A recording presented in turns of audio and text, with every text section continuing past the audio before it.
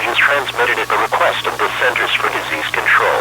An unidentified virus is currently spreading throughout the city of Milwaukee and in nearby areas.